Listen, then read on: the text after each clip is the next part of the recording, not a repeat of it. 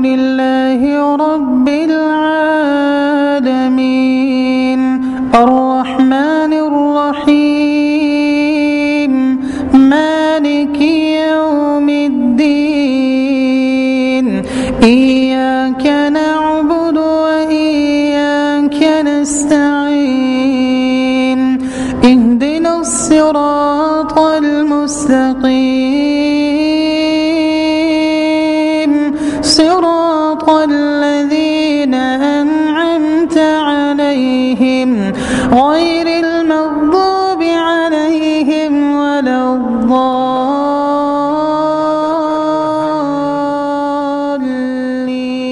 حمدا كثيرا طيبا مباركا فيه كما تحب وترضى اللهم صل على محمد وعلى آل محمد وبارك وسلم أعوذ بالله من الشيطان الرجيم بسم الله الرحمن الرحيم يا أيها الناس اعبدوا ربكم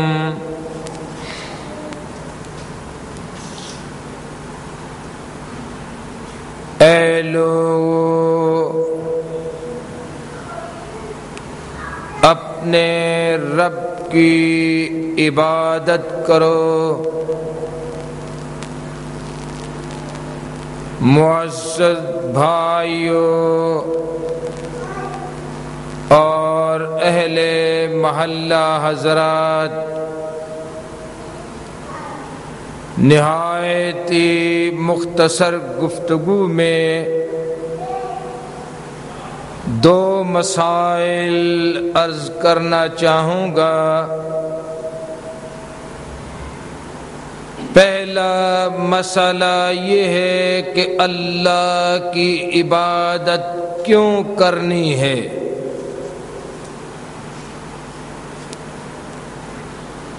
اور دوسرا مسئلہ ہے کہ اس کی عبادت کس طرح کرنی چاہیے۔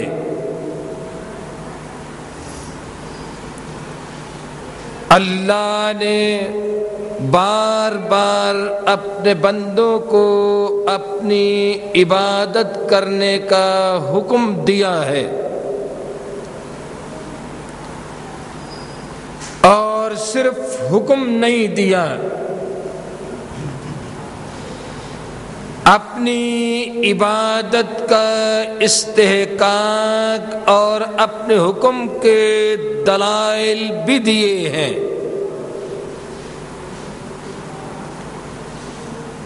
پہلی دلیل یہ ہے کہ اس رب کی عبادت کرو جس نے تمہیں پیدا کیا اور تمہارے آباء و اجداد کو پیدا کیا۔ الذی خلقکم، جس نے تمہیں پیدا کیا اور تم سے پہلے لوگوں کو پیدا کیا۔ لعلکم تتقون، یہ دلائل تمہیں اس لیے دیے جا رہے ہیں کہ تم اللہ کی نافرمانی سے بچ جاؤ اور اس کے ساتھ شرک کرنے سے اجتناب کرو۔ دوسری جگہ یہ ارشاد فرمایا وَمَا خَلَقْتُ الْجِنَّ وَالْإِنسَ إِلَّا لِيَعْبُدُونَ، لوگوں تمہیں پیدا کرنے اور جنوں کو پیدا کرنے کا مقصد یہ ہے کہ تم اللہ کی عبادت کرو. پھر اور بھی دلائل عنایت فرمائے. ارشاد فرمایا کہ الذی جعل لکم الارض فراشا والسماء بناء وانزل من السماء ماء فاخرج به من الثمرات رزقا لکم فلا تجعلوا للہ وانتم تعلمون. تمہارا رب اس لیے عبادت کا حق رکھتا ہے کہ اس نے تمہیں پیدا کیا. وہ تمہارا خالق بھی ہے, تم سے پہلے لوگوں کا خالق بھی ہے. اس نے تمہارے لیے زمین کو فرش بنایا. اس نے تمہارے لیے آسمان کو چھت ٹھہرایا. وہی آسمان سے بارش نازل کرتا ہے اور پانی کے ذریعے وہ تمہاری روزی کا بندوبست کرتا ہے. اب بتاؤ, کوئی ہے جو پیدا کرنے والا ہو؟ کوئی ہے جس نے زمین بنائی ہو؟ کوئی ہے جس نے آسمان کو چھت بنایا ہو؟ کوئی ہے جو بارش کا ایک قطرہ بھی نازل کر سکتا ہو؟ فرمایا کہ وَأَنْتُمْ تَعْلَمُونَ. پرلے سے پرلے درجے کا نافرمان, بے نماز, مشرک اور کافر, وہ بھی اقرار کرتا ہے کہ واقعی ان کاموں میں اللہ کا نہ کوئی شریک تھا اور نہ کوئی شریک ہے. اس لیے فرمایا وَأَنْتُمْ تَعْلَمُونَ. نہ کوئی قبر پرست انکار کر سکتا ہے, نہ بتوں کا مجاور انکار کر سکتا ہے. جب تم اللہ کی توحید کے دلائل کو جانتے ہو, فلا تجعلوا للہ. اب انصاف کی بات یہ ہے, دانائی کا کام یہ ہے, علم کی بات یہ ہے کہ آپ اللہ کے ساتھ کسی دوسرے کو شریک نہ کرو. کبھی یہ ارشاد فرمایا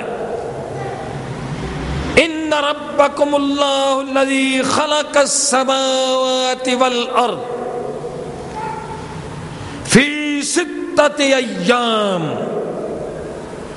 ثم استوى علی العرش یدبر الامر ما من شفیع الا باذنہ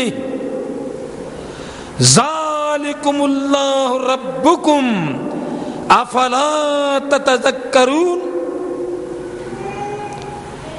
آؤ لوگوں, تمہارے رب کے توحید کے دلائل تمہیں بتلائیں. تمہارے رب کا تعارف کروائیں، اس کی ذات کی پہچان کروائیں کہ تمہارا رب وہ ہے جس نے زمین و آسمانوں کو 6 دن میں پیدا فرمایا، ثم استوى علی العرش، پھر وہ عرش کے اوپر براجمان ہوا، جلوہ فروز ہوا، جس طرح اس کی شان ہے۔ سوچ آ تو سکتی ہے، لیکن جب یہ سوچ آئے تو اللہ کی پناہ مانگنی ہے، اعوذ باللہ پڑھنا ہے۔ یہ سوچ تو آ جاتی ہے کہ اللہ عرش کے اوپر ہے تو کس طرح تشریف فرما ہے،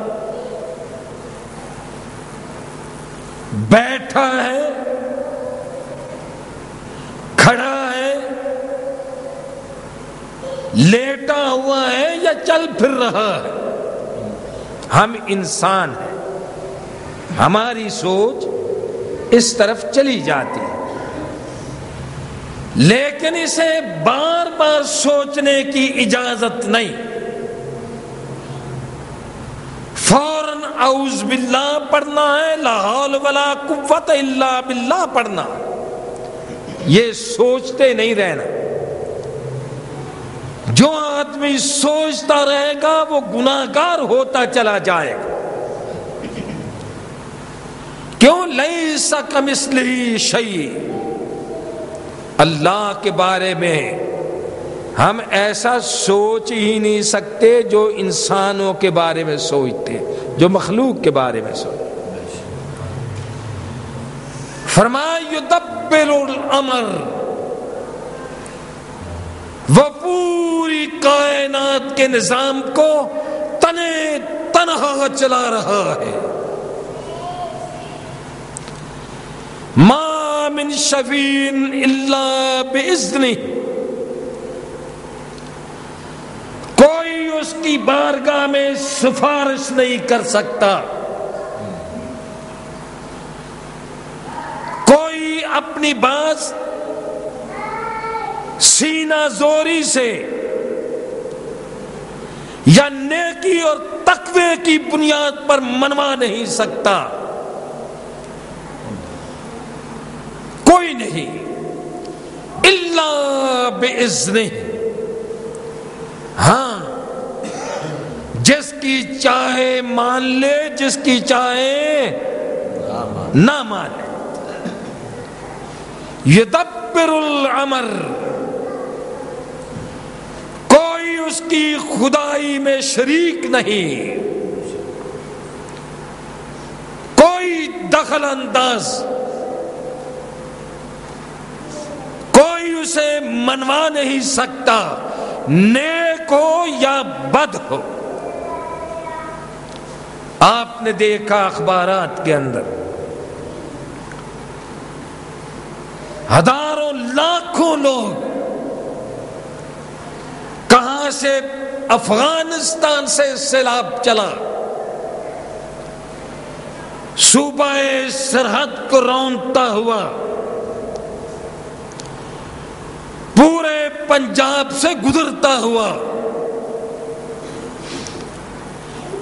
ہزاروں لاکھوں لوگوں کو ڈبوتا ہوا، وہ کوٹ مٹھن آ جاتا ہے۔ جب کوٹ مٹھن کے قریب آیا تو وزیر اعظم پاکستان کوٹ مٹھن کے گدی نشین گریجا صاحب کو ٹیلی فون کرتے ہیں۔ وزیر اعظم گیلانی کہتے ہیں گریجا صاحب جو کوٹ مٹھن کی گدی کا مالک، اسمبلی کا ممبر بھی ہے، گریجا صاحب کوٹ چوٹ مٹھن چھوڑ کے نہ جانا، گریز